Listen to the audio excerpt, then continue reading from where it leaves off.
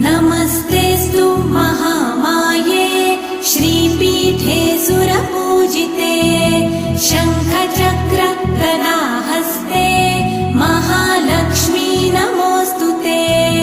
नमस्ते गरुडारूढे कोलासुरभयङ्करी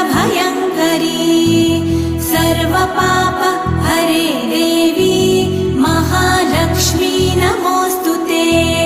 महादेव्यै च विद्महे विष्णुपत्न्यै च धीमहि तन्नो लक्ष्मी प्रचोदयात्।